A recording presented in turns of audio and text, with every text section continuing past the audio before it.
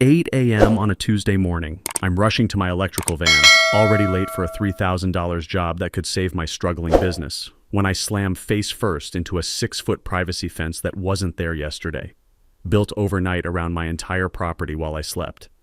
I'm not talking about some neighbor dispute here, folks. I'm talking about being literally imprisoned on the land my grandmother left me by Delilah Thornfield, our HOA president, the kind of power-drunk psycho who measures grass with a ruler and hands out $500 fines for wrong mailbox colors. She claimed some bogus 1970s easement violation gave her the right to turn my home into maximum security prison. My security cameras caught her midnight crime spree, hired crew working under floodlights like they were disposing of bodies. The smell of fresh-cut cedar and wet concrete hung in the morning air, along with my dreams of paying rent this month. What would you do if you woke up literally caged on your own property by a neighbors from hell HOA dictator? Drop a comment and let me know where you're watching from, because this exact nightmare could happen to you next week. But here's what Queen Delilah didn't know. I'd just inherited something that would turn her illegal midnight fence into the most expensive mistake of her miserable life. Let me back up and tell you how I ended up in this war zone. 6 months ago, I was Garrett Mills, a 45-year-old electrician drowning in Denver's messiest divorce. My ex-wife got the house, the dog, and half my business. I got the lawyer bills and a crash course in starting over at middle age. Then my grandmother passed and left me her 1940s craftsman home in Willowbrook Estates, Colorado. 3 bedrooms on 3/4 of an acre. The kind of original farmland lot they don't make anymore. My plan was simple. Renovate it as a memorial to the woman who raised me, flip it for enough cash to rebuild my electrical business, and find some peace in the Rocky Mountain foothills. What I didn't know was that I just moved into the personal kingdom of Delilah Thornfield. Here's what you need to understand about Willowbrook. The HOA formed in 1995 when developers carved up the surrounding farmland into quarter-acre lots. Property values shot up 40% in 2 years thanks to Denver's tech boom pushing families into the suburbs. My grandmother's house, and 3 others like it, predated this HOA by 50 years, technically exempt from most of their petty rules. Delilah Thornfield, 52 years old, platinum blonde hair that defies physics, drives a white BMW SUV like she's commanding an invasion. She's been HOA president for 8 years, running Willowbrook like her personal dictatorship. This woman measures grass height with an actual ruler, folks. She's got more Ring doorbells than a security company, and she hands out $500 violation notices for having the wrong mailbox color. She's also a real estate agent, the kind who sees commission checks every time she looks at your property. And my grandmother's original farmland parcel? Pure gold for luxury development.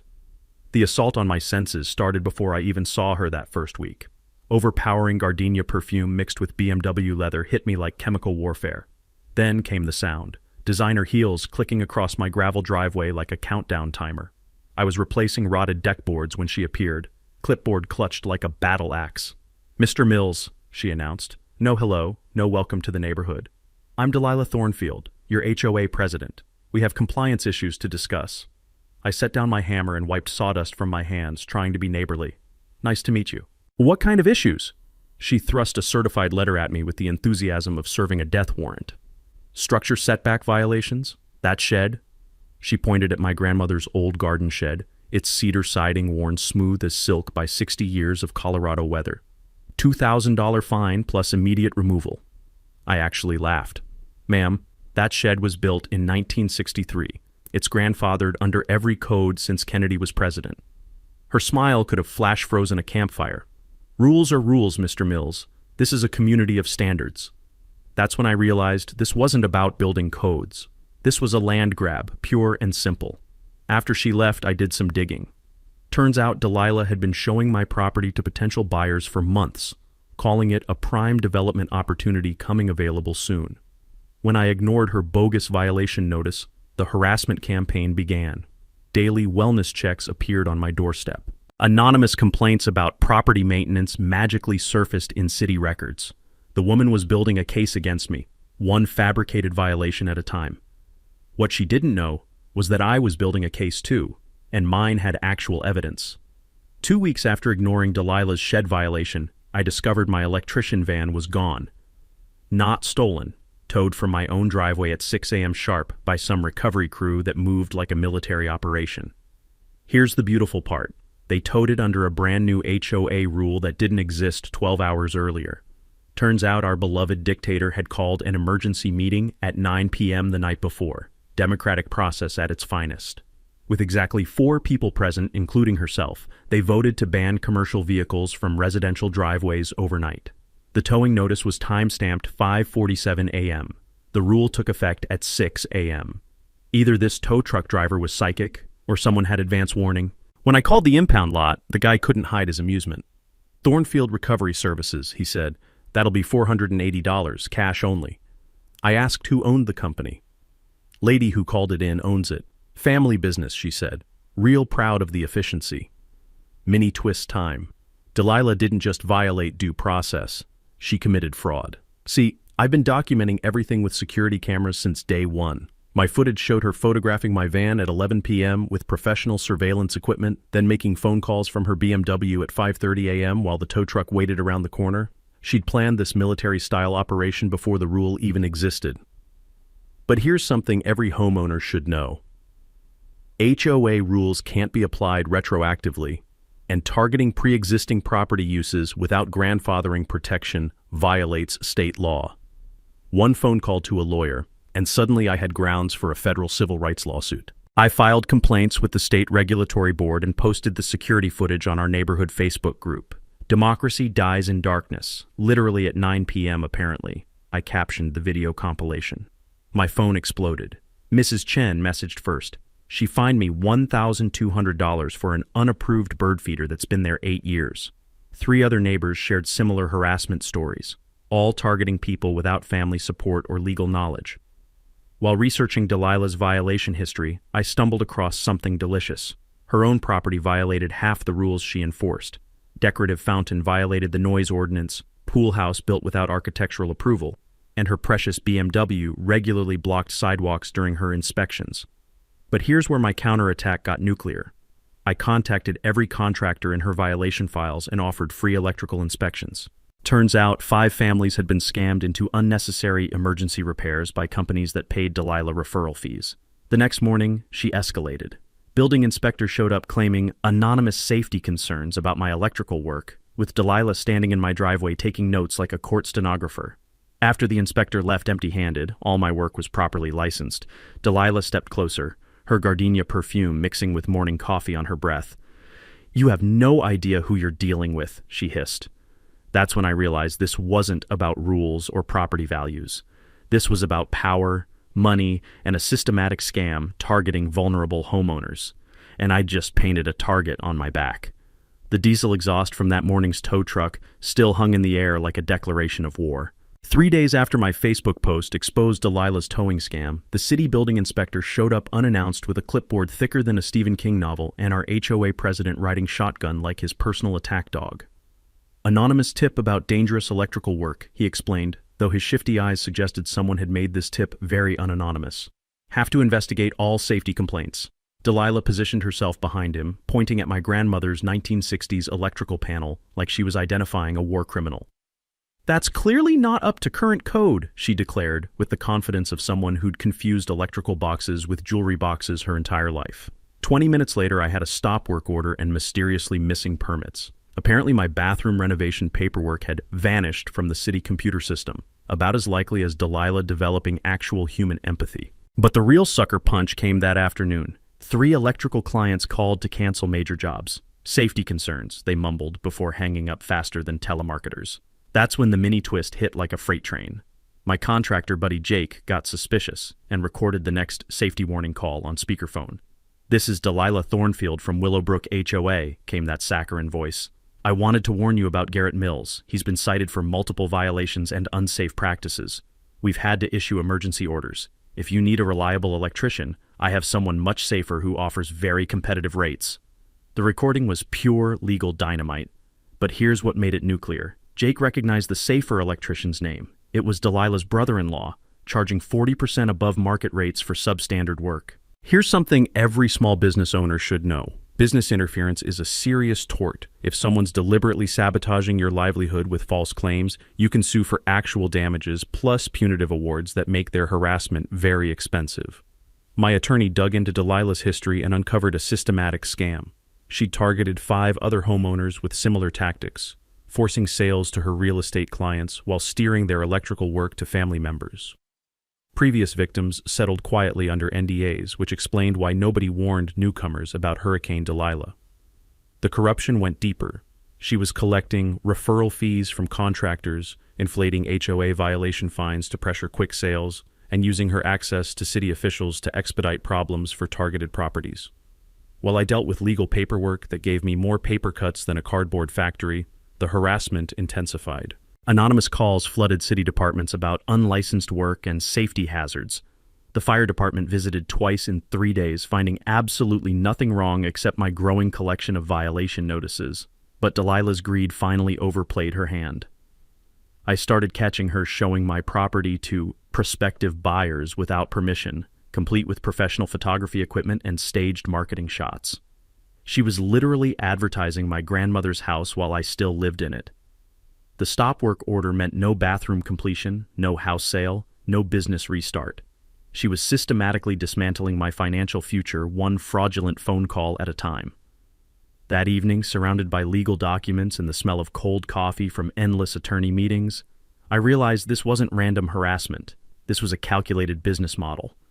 And I was about to become the biggest mistake of her predatory career. The rough texture of those legal papers reminded me that sometimes the best defense is a nuclear offense. The trespassing campaign started innocently enough, if you consider armed real estate invasion innocent. Wednesday morning, I'm drinking coffee when I spot Delilah conducting unauthorized property tours of my backyard like she's running a museum exhibit called Future Development Opportunities. Private property, I reminded her, and the embarrassed couple trailing behind. Community safety inspections, she countered, flashing a laminated card like it was federal ID. We're ensuring neighborhood standards compliance. The couple fled, but Delilah lingered to photograph my electrical outlets and slip her business card under my door. Market assessment, $285K as is, $340K with improvements. Call for immediate consultation. She was literally appraising and marketing my grandmother's house while I still lived in it. The inspections became daily invasions, different buyers each time, all promised exclusive previews of upcoming listings. I watched Delilah stage photos near my shed for before shots in her renovation marketing. The woman was building a real estate portfolio using my property as the centerpiece. Then surveyor stakes started appearing like orange tombstones around my property line. The survey crew showed me work orders from Property Management LLC, another Delilah shell company. They were establishing boundaries for community access improvements, which sounded about as legitimate as a $3 bill. Delilah's master plan unveiled itself during an impromptu yard conference. She produced a 1970s plat map claiming ancient easement rights gave the HOA authority to improve common access areas. Your construction mess affects property values, she declared. We're installing protective barriers for community aesthetics. The fence company struck at 2 a.m. Friday like a special ops unit. I woke to post-hole diggers and cement mixers grinding through darkness, harsh floodlights turning my bedroom into an interrogation chamber. By dawn, a 6-foot privacy fence imprisoned 3 sides of my property. Here's the diabolic genius. The only exit led through an adjoining lot that Delilah's LLC had quietly purchased months earlier. She'd turned herself into a medieval gatekeeper, controlling my access to the outside world. But here's the mini twist that blew this whole operation wide open. When police arrived for my trespassing complaint, they discovered the fence violated 17 different municipal codes, blocked Federal Postal Service, and created fire safety violations that triggered automatic FBI jurisdiction. Delilah had been so focused on trapping me that she'd accidentally committed federal crimes. I immediately called my attorney for emergency injunctions while documenting everything on video. But the immediate reality was devastating. Van trapped, work canceled, grandmother's house turned into minimum security prison. The smell of fresh concrete mixed with treated lumber created an industrial fog that neighbors could smell 3 blocks away. Local news arrived after viral social media posts, and suddenly my driveway became a media circus. Here's the beautiful irony that had me laughing despite everything. The fence crew realized they'd just participated in multiple felonies. Their crew chief started taking evidence photos for his own legal protection, admitting Delilah had lied about property ownership and construction permits. While researching property records for my lawsuit, I uncovered the smoking gun. Delilah had purchased that access lot specifically to create this choke point. Purchase documents showed months of planning to systematically strangle my property rights. But as I stood there surrounded by illegal barriers, breathing diesel exhaust mixed with sawdust and pure malice, something clicked. This wasn't just harassment. This was Delilah's nuclear mistake. She'd committed federal crimes on camera while creating a media spectacle that would expose her entire corruption network. Sometimes your enemies build the perfect traps for themselves. Saturday morning, trapped behind Delilah's illegal fence with nothing but time and fury, I finally decided to dig through my grandmother's old filing cabinet. I'd been putting it off for months. Too many painful memories mixed with dusty paperwork and the lingering smell of her lavender sachets. But desperate times call for desperate measures. Buried under insurance policies and tax returns from the Carter administration, I found a manila envelope marked "Property Rights, Important" in my grandmother's careful handwriting. Inside was the original 1943 property deed, yellowed with age but perfectly preserved, and there it was, in black and white legal language that made my heart race. Perpetual access easement granted across all surrounding properties for farm equipment, livestock, and agricultural operations, said easement to run with the land in perpetuity. My grandmother hadn't just owned her 3/4-acre lot. She'd retained legal rights to cross every piece of property between her land and the public road. Forever. Here's something every homeowner should know. Perpetual easements are like legal gold. They run with the land forever and can override newer property restrictions, even HOA rules that came decades later. But the financial bombshell was even better. While researching property records to understand my easement boundaries, I discovered Delilah's entire empire was built on borrowed money and desperation. Her LLC owed $89,000 in business loans with monthly payments of $3,200, more than her real estate commissions could possibly cover in this market downturn. That BMW, leased, her picture-perfect house, second mortgage. Even her HOA president's salary was only $400 per month. The woman was drowning in debt while playing real estate mogul. The default clause in her loan documents was pure poetry. If access rights to her development properties were legally challenged, the entire debt became immediately due. She'd borrowed against future development value that depended on controlling my land. My weekend in the county records office revealed the bigger picture that made everything click. Delilah hadn't been randomly harassing me. She'd been systematically targeting original homeowners with valuable development potential. Multiple HOA rule changes over 8 years were specifically designed to force sales to her shell companies. She'd already pushed out 12 families using identical tactics: fabricated violations, utility harassment, permit sabotage, and social isolation. Each time she'd swooped in with generous buyout offers right before families faced financial ruin. My property was the keystone of her entire plan. Without controlling my lot, she couldn't assemble the tract needed for luxury development.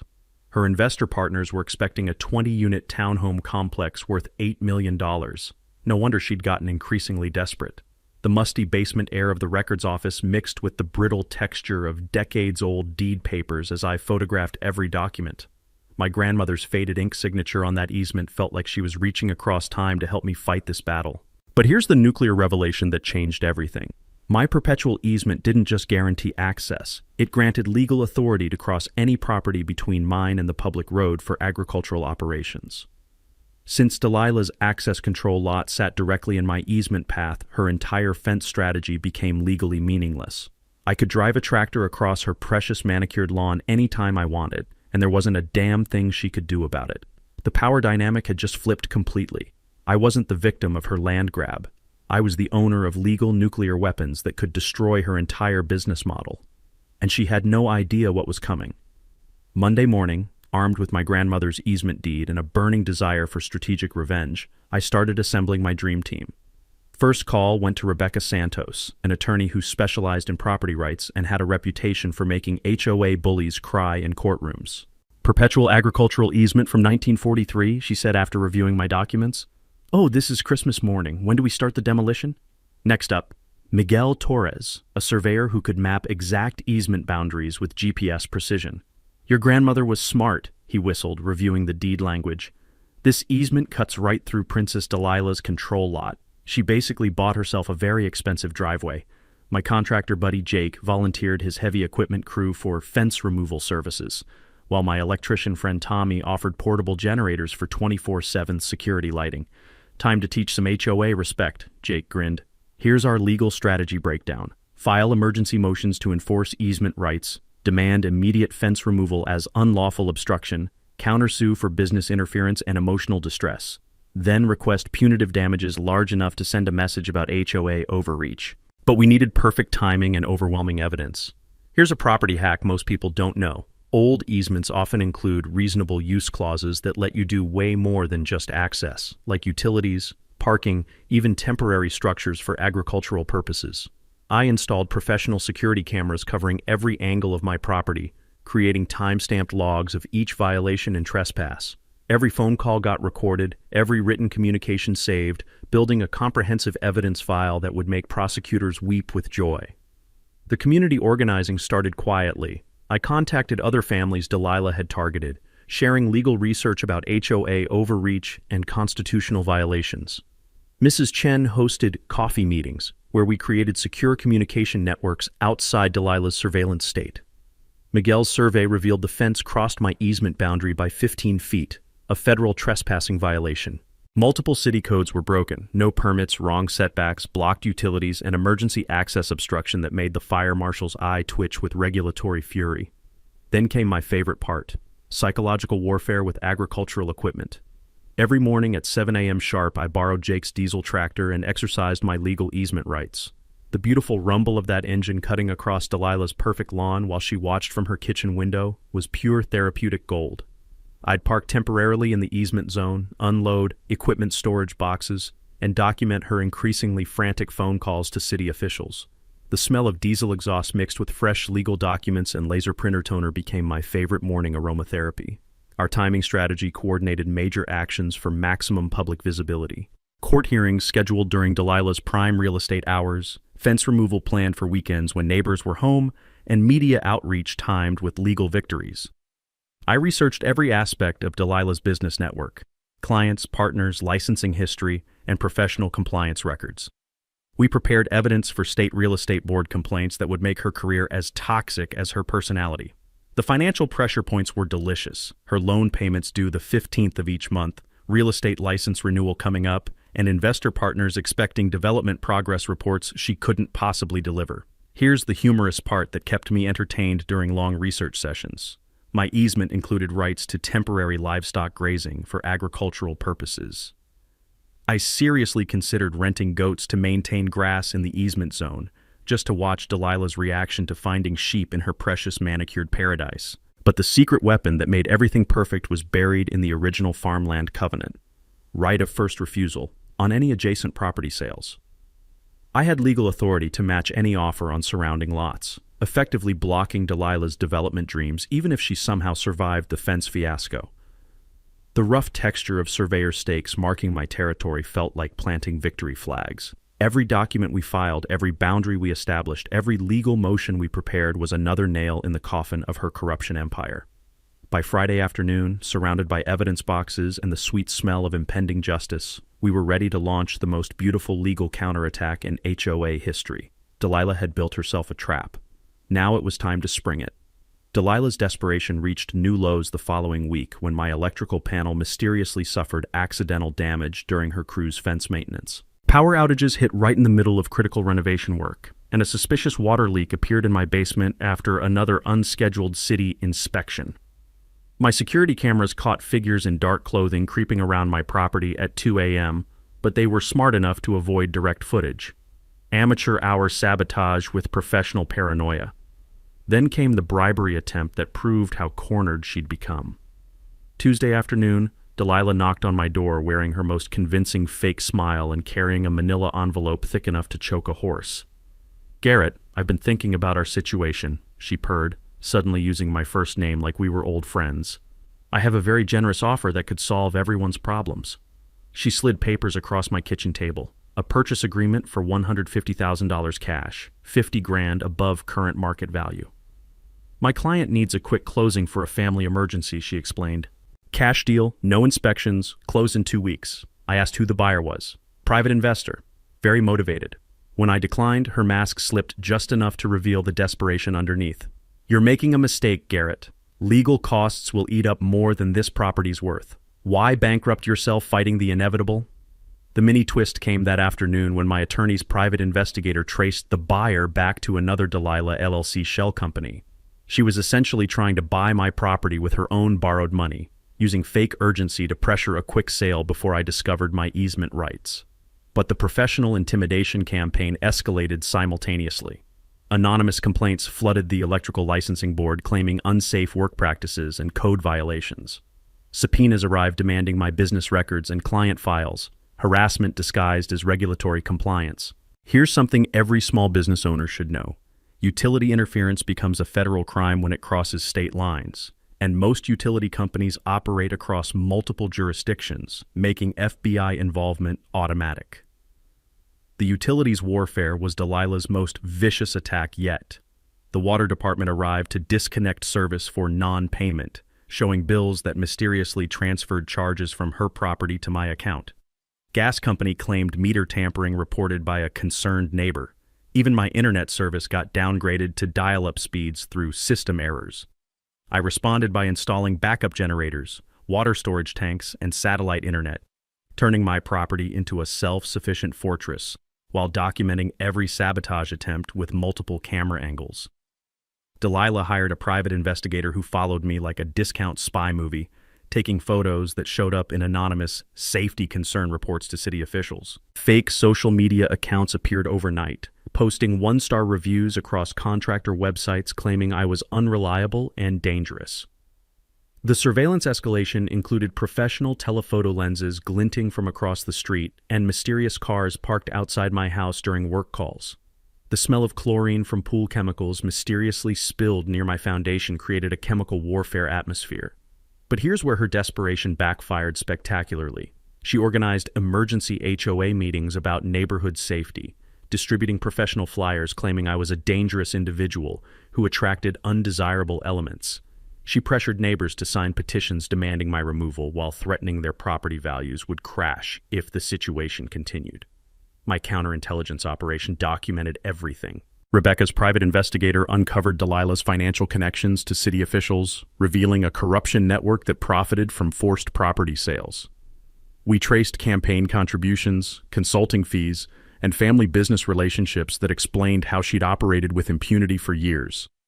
The insurance fraud attempt was her sloppiest move yet. Mysterious storm damage appeared on my roof overnight, followed by an adjuster who noted the damage pattern was inconsistent with any recent weather. Security footage showed figures on my roof during a clear night, while Delilah filed neighbor complaints about dangerous falling debris. I let her believe the tactics were working, appearing increasingly stressed in public while secretly building an airtight legal case. Every phone call, every trespass, every fraudulent report got documented and filed for the spectacular courtroom finale I was planning. The rough plywood covering mysteriously broken windows mixed with generator humming created a siege atmosphere that neighbors couldn't ignore. Local news reporters started investigating HOA abuse stories, and a documentary filmmaker expressed interest in the corruption angle. By month's end, Delilah had committed enough felonies to stock a small prison, all while thinking she was winning. Delilah's final campaign launched like a desperate nuclear strike against reality itself. Professional flyers appeared on every doorstep in Willowbrook, featuring my photo alongside warnings about a dangerous individual threatening community safety. The design quality suggested she'd hired an actual marketing firm to destroy my reputation. False police reports multiplied like a virus, threatening behavior, property vandalism, suspicious activities, all filed by anonymous neighbors who somehow shared identical handwriting with our HOA president. She even attempted to get a restraining order based on fabricated evidence that would have been laughable if it wasn't so malicious. But here's where her corruption network finally exploded into view. My PI discovered Delilah's brother-in-law wasn't just running the tow truck company. He was the city building inspector who'd been sabotaging my permits. Building approvals that normally took weeks got mysteriously delayed for months, while Delilah's LLC properties sailed through the same office in record time. The money trail led straight to City Hall. Campaign contributions traced back to the mayor and 2 city council members, disguised as consulting fees and community development donations. We're talking about a systematic racketeering operation that made old-school mob tactics look amateur. That's when Rebecca dropped the legal nuclear option, a federal RICO lawsuit alleging criminal conspiracy across state lines. Here's something most people don't know. RICO laws aren't just for organized crime. They apply to any pattern of illegal activity that affects interstate commerce. including corrupt HOA operations that involve mail fraud and wire transfers. The FBI started their investigation on a Tuesday. By Thursday, Delilah's world was crumbling faster than a house of cards in a hurricane. Local TV ran an exposé titled HOA Hell, When Neighbors Become Nightmares, featuring my fence siege as the prime example of citizen resistance against corruption. The story went viral on TikTok with hashtags like #FenceGate and #HOA Corruption, generating millions of views and thousands of supportive comments. Other victims emerged from the shadows like survivors of a natural disaster. 15 families came forward with identical harassment stories: forced sales, fabricated violations, utility sabotage, and financial pressure campaigns. The HOA board experienced mass resignations, and property owners demanded emergency elections plus forensic audits of missing funds.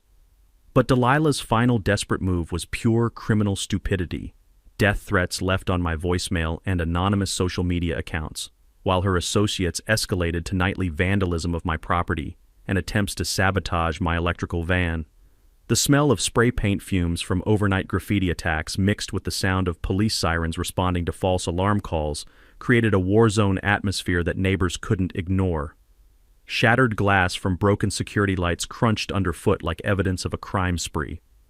My counter-surveillance operation captured everything in high-definition glory. Hidden cameras recorded Delilah directing sabotage operations from her BMW. Phone calls proved conspiracy with city officials, and financial records showed bribes disguised as legitimate business expenses. The timing couldn't have been more perfect. Her LLC defaulted on the first loan payment just as criminal charges were being filed.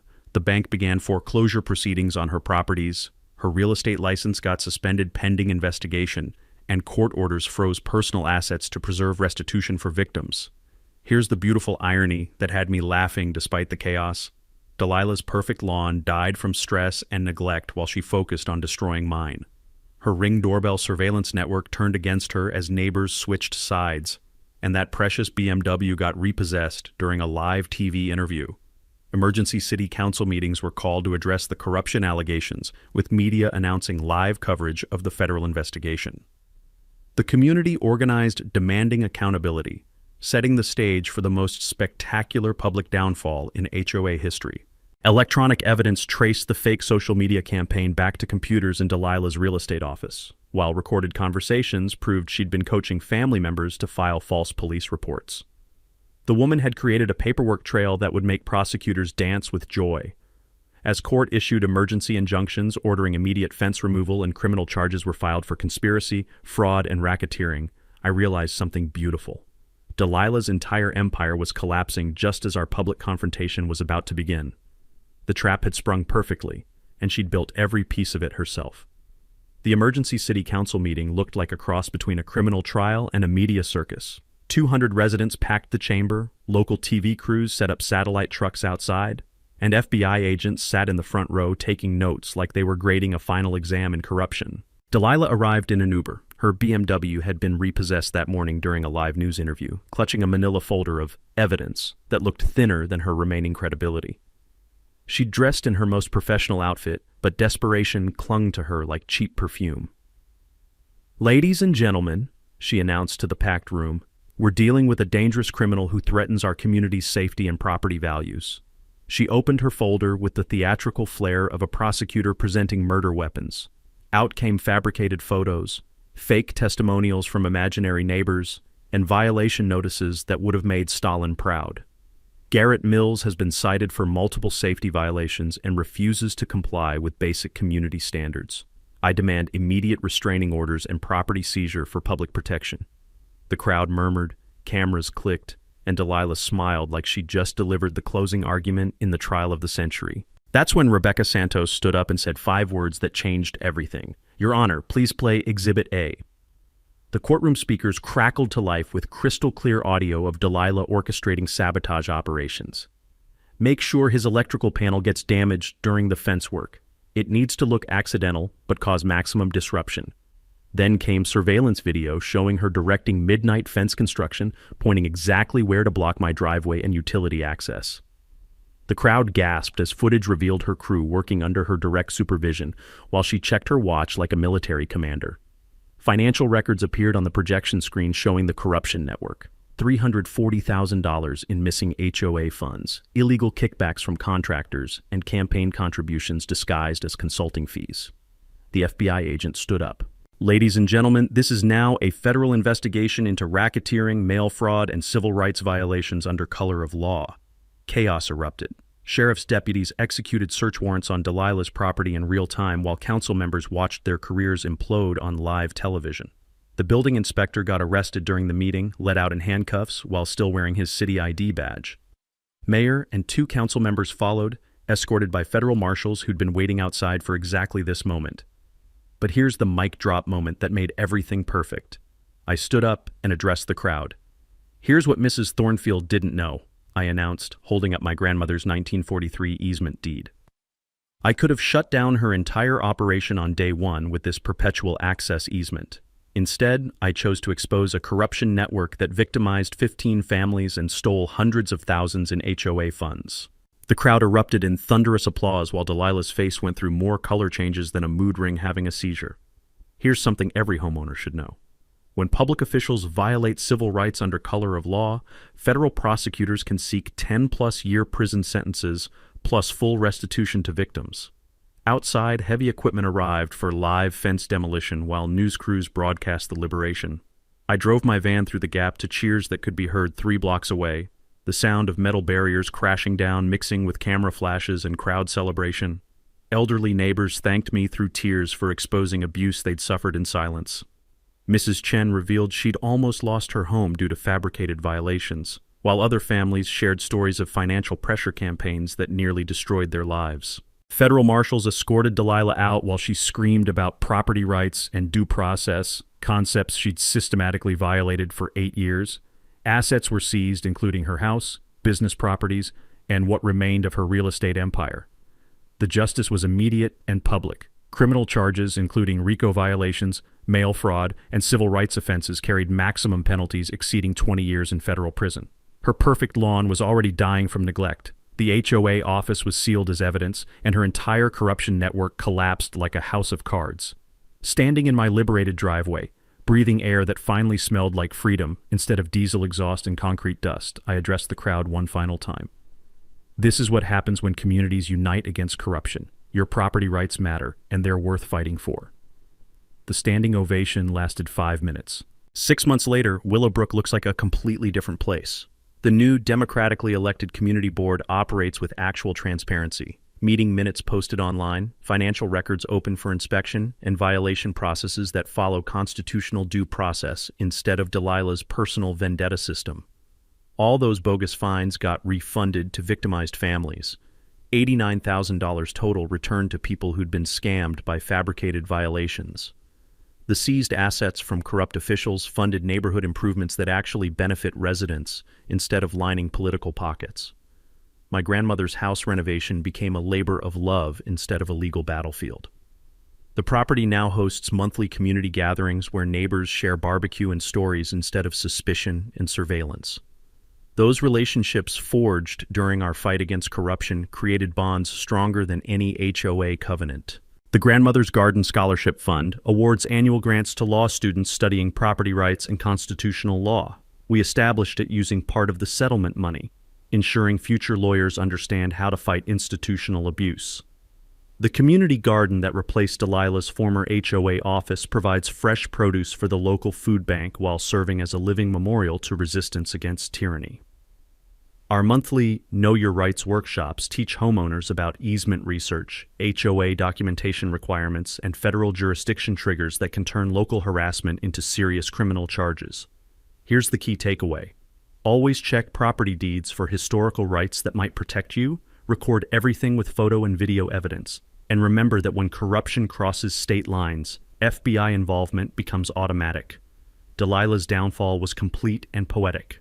8 years federal prison plus $500,000 restitution, real estate license permanently revoked, and personal bankruptcy that revealed hidden assets she'd tried to protect. She became a cautionary tale in HOA management courses nationwide, proof that absolute power corrupts absolutely, especially when wielded by small-minded tyrants. The financial recovery helped 15 families rebuild their lives. Our class action lawsuit recovered $2.3 million for affected homeowners. while transparent management reduced fees by 40% and rebuilt community trust through actual fiscal responsibility. Property values stabilized after the corruption exposure, proving that ethical leadership creates more value than fear-based intimidation. The annual Freedom Fence Festival celebrates our victory with local food trucks, live music, and property rights education booths.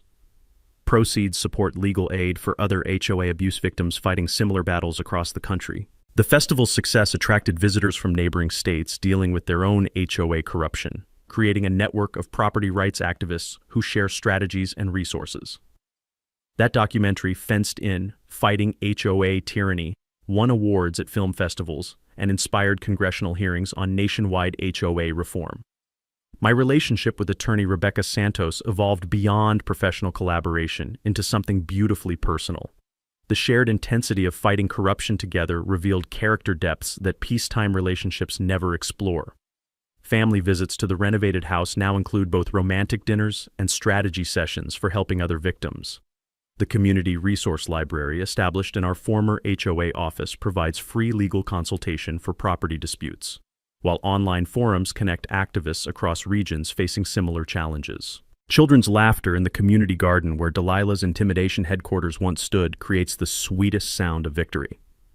Last week, I received a call from a Texas homeowner facing similar abuse, property seized through eminent domain fraud for developer profit.